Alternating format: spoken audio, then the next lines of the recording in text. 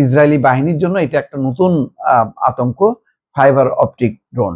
এই ড্রোনের সাহায্যে তারা এমনভাবে আক্রমণ করছে যে এটা শনাক্ত করা যাচ্ছে না, এবং এটা ভয়ঙ্কর বিস্ফোরক যুক্ত, এবং কোনোভাবেই এটা অকেজো করার মতো প্রযুক্তি নেই।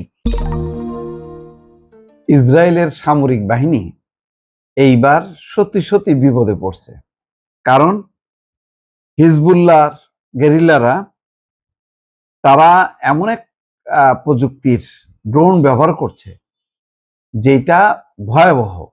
এটা কোনো রাডারে ধরা পড়ছে না, আবার এইটা এত হালকা এবং এমনভাবে এটি আঘাত হানে যে কোনোভাবেই টের পাওয়া যায় না যে কোথা থেকে কোন দিক দিয়ে আসতেছে। এটাকে বলা হচ্ছে নতুন প্রযুক্তির ফাইবার অপটিক ড্রোন।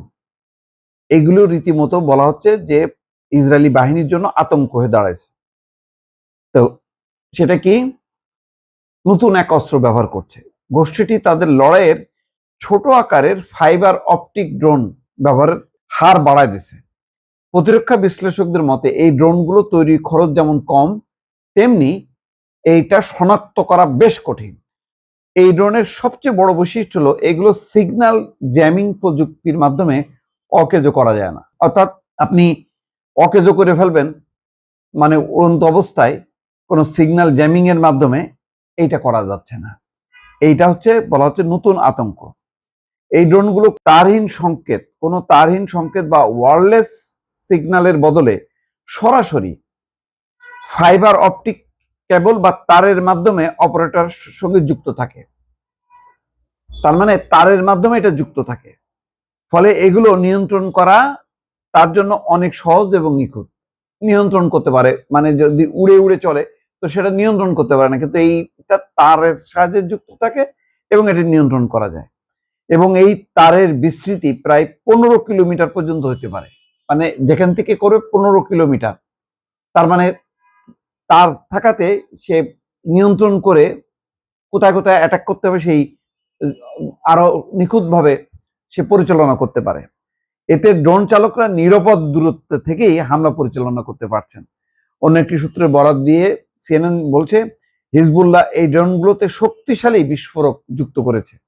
ইসরায়েলি কর্মকর্তারা জানিয়েছেন ড্রোনের এই নতুন হুমকি মোকাবেলায় তারা কার্যকর পথ খুঁজছেন। তার মানে এখনো খুঁজে পায়নি। এটা হলো হিজবুল্লাহ। তার মানে দক্ষিণ লেবাননের যে লড়াই শুরু হয়েছে এবং বেশ বড় অংশ তারা দখল করে বসে আছে, যার জন্য যুদ্ধবিরতি চুক্তি যেটা আছে সেটা আসলে অকার্যকর হয়ে গেছে। তো সেখানে এখন লেবাননের ভিতরে যেহেতু তারা অবস্থান করছে ইসরায়েলি বাহিনী, এখন তাদের জন্য কিন্তু নতুন আতঙ্ক হয়ে গেছে। কারণ তারা তাদের লেবানন তো তাদের দেশ হিজবুল্লাহ, তো তারা জানে যে কোথায় কোন অবস্থান থেকে আক্রমণটা করতে হবে, সেভাবে করছে। ফলে এখন বলা হচ্ছে যে ইসরায়েলি বাহিনীর জন্য এটা একটা নতুন আতঙ্ক, ফাইবার অপটিক ড্রোন। এই ড্রোনের সাহায্যে তারা এমনভাবে আক্রমণ করছে যে এটা শনাক্ত করা যাচ্ছে না, এবং এটা ভয়ঙ্কর বিস্ফোরক যুক্ত, এবং কোনোভাবেই এটা অকেজো করার মতো প্রযুক্তি নেই। তো সেই কারণে এখন তারা বিশ্লেষণ শুরু করছে।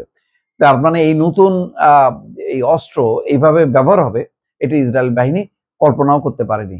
এখন তাদের টোটাল বাহিনীর মধ্যে একটা আতঙ্ক নেমে আসছে, এই যে তারযুক্ত মানে অপটিক ফাইবারের এই ড্রোন।